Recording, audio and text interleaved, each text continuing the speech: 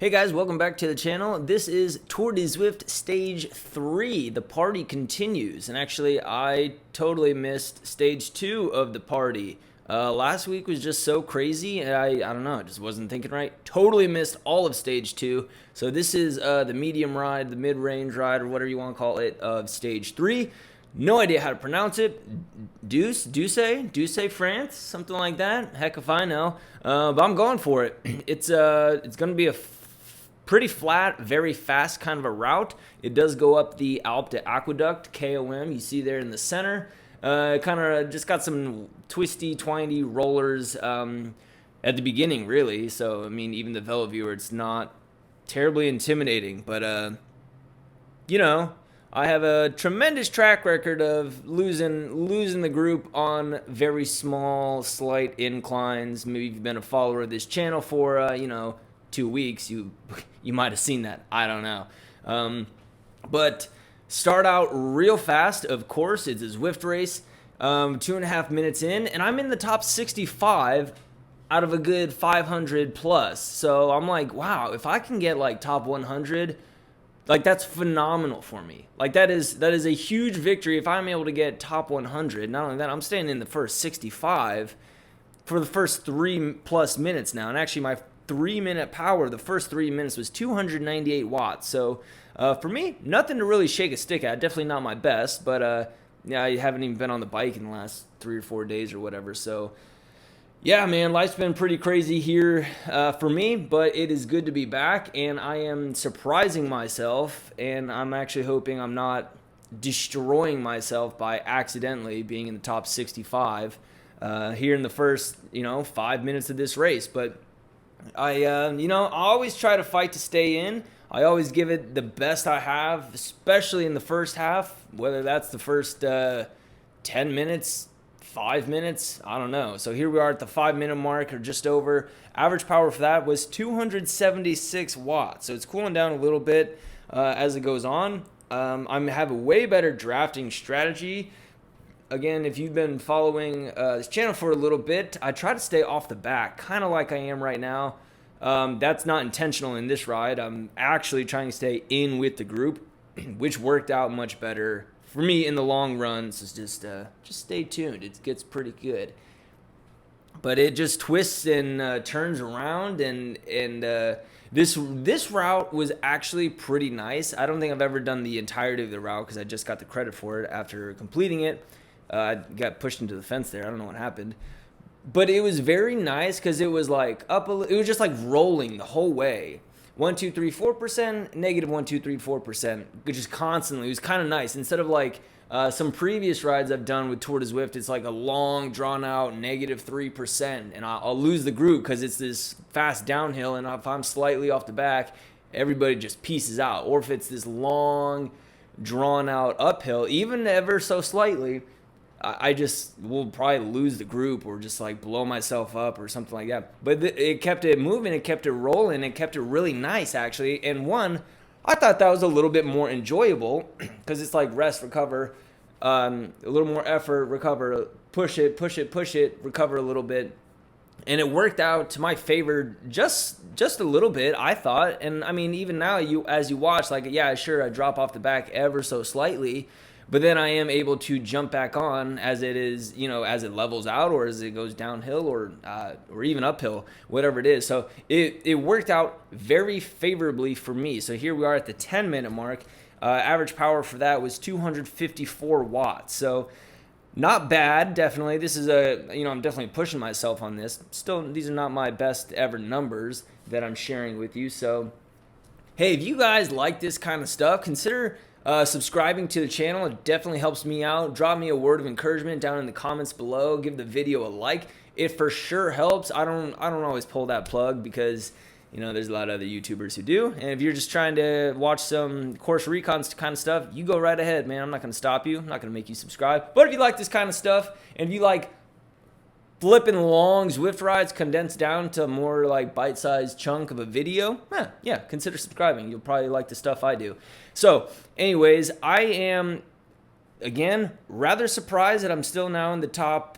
I think we've lost maybe a couple guys, but we're still top 60 here. Look, I'm in the very back and it's 58. So it's like, okay, if I can stay here, I'm doing pretty good. If I can stay in with this group and actually draft with them, wow, I'll be in really good standing. So it's like, okay, top 100 was the goal, but now it's like, wow, could I stay with them and get a top 50? That would be unheard of for me, especially in like a Tour de Zwift. It's not a race, but like you know how it is. We're all grouped together, A, B, C, D. So I imagine these are a lot of A and B guys. I myself am a very low end B guy, and I am just doing everything I can to even stay alive. So that was a kind of a sustained 4% grade. Step on it a little bit because I want to stay in with this group. I know the Alp de Aqueduct is coming up, and here it is. So now we get real spaced out. This is where I lost the group in the last time I did this race or this course from the reverse. Yeah, real strung out across the aqueduct. Go through the arch, and I'm like, oh, don't lose them. Put in another dig. Use the aero boost right away on the negative 5% portion. And do I do it? Yeah, catch back on. I mean, it cost me a little something, that's for sure. Heart rate gets up to 180, 181 even. And now it's like, okay, I'm holding a high heart rate right here. Man, the group is moving. We were holding 30 miles an hour. It's dropped down a little bit. And that's the thing with these Zwift races, man, they start out blazing fast. If you can hold on the first like minute, 30 seconds to a minute, yeah, you'll be in pretty good standings. For me to do nearly 300 watts for 3 minutes, the first 3 minutes, I didn't think I was going to make it this far. So we got another 7 miles here, just over the halfway mark. We're on the cobbles, and I start losing them, man. And I was like, all right, Eric, you're going to have to do a dig. Don't lose them. You don't want to do another 6.5 miles by yourself. That's lame. I'm so sick of doing that. So I used the boost. I had to use the drafting boost. I had to catch back on. I always try to save my power up so like for a final sprint, but that was in the Cat C category. Now that I'm up with other much stronger riders in the B category, and even this is probably A and B guys, I have to use it straight up for survival. So I do it. It was well placed in my opinion because it brought me back up to the group. I've been able to stay with the group. So here we are. We still got just under 6 miles. My goodness, we're not even 20 minutes in. 20-minute power was like nothing special because it did really calm down quite a bit. But again, I get this warning sign every couple of minutes. Close the gap, 5 meters, 4 meters, whatever it is. But it popped up quite a bit, and it makes me nervous. But I'm glad it's there because, well, I need that little kick in the pants for sure, but how much do I have left? Do I have another 5 miles in me? I don't know. I mean, because that's realistically another 10, 15 minutes based on this pace right here. So I am able to manage, able to stay in with the group, even if I am towards the back half for sure. But look, I'm in kind of the back, and I'm at like 36th. If I'm in 36th place in the very back of the group, I mean, obviously we've lost some guys over Alp de Aqueduct, if you will, the little riser that was. But hey, I'm not going to make fun of anybody because that was me like a week or two ago. But I am blown away, but I'm also on the verge of just like falling over dead at this point. Doesn't show that in my heart rate. I had a really comfortable cadence actually. And sadly, I don't know what it was because my cadence sensor just didn't wake up. I've been having that problem lately. I don't know why. It's just not plugging in. But maybe it was for the best. Maybe it was best that I didn't see it. So I don't know. But heart rate was working, power was working, and dude, we are flying. We are flying here. And oh my goodness. So now, like, if you look at the power profile, really is calmed down. So it's more of a zone 2 with a few spikes for me. It's probably me falling off the back a little bit, me having to get up the riser ever so slightly just to stay in with the group.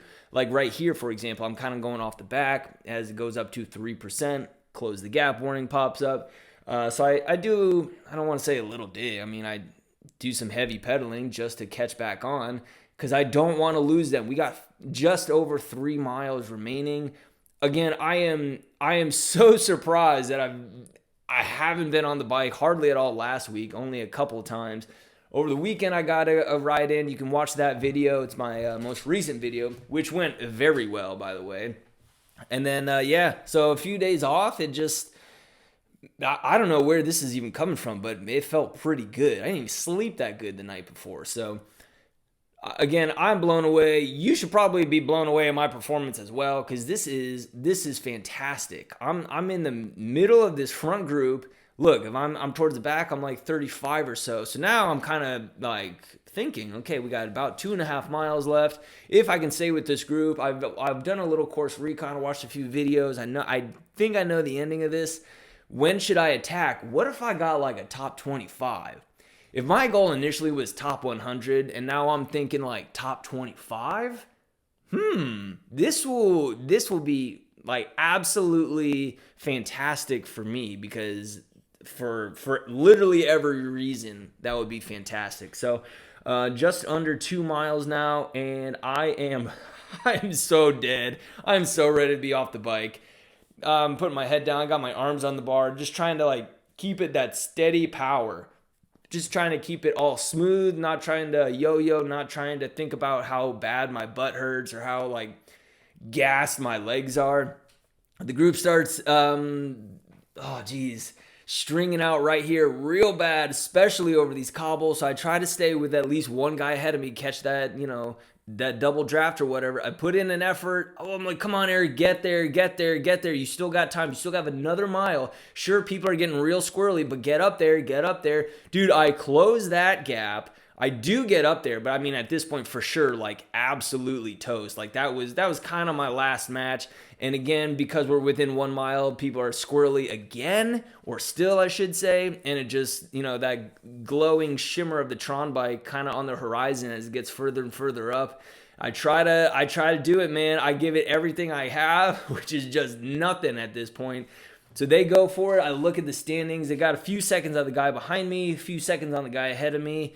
I do what I can. I just try to keep it consistent at this point. I just try to keep a steady power, about 200 watts or so, if that. And then we had, less than a mile to the finish, and I go. One guy passes me. I step on it one last time to see what I got. It's nothing.